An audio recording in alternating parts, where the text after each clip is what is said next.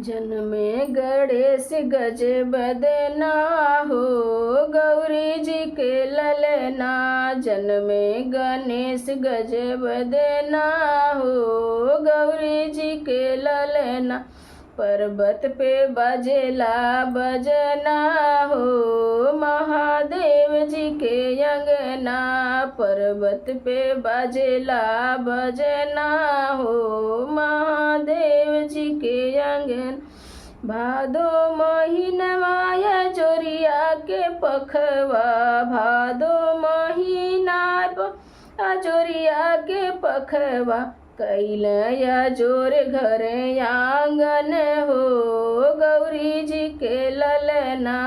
कैलया जोर घर आंगन हो, गौरी जी के ललना।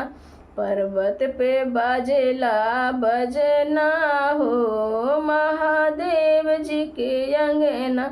पर्वत पे बाजेला बजना हो, महादेव जी के अंगना।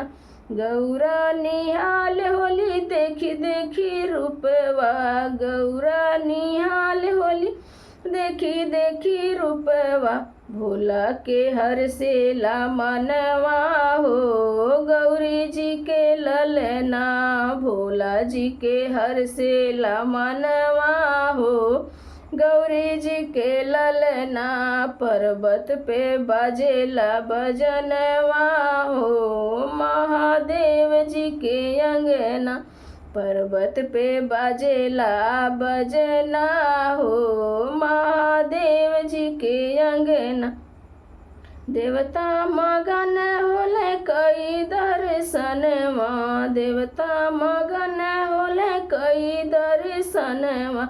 फूल बरसावे अंगनवा हो, गौरी जी के ललना। फूल बरसावे अंगनवा हो, गौरी जी के ललना। जन्मे गणेश गज बदना हो, गौरी जी के ललना।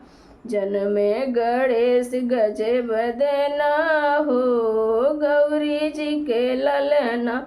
पर्वत पे बजेला बजना हो, महादेव जी के अंगना। पर्वत पे बाजेला बजना हो, महादेव जी के अंगना।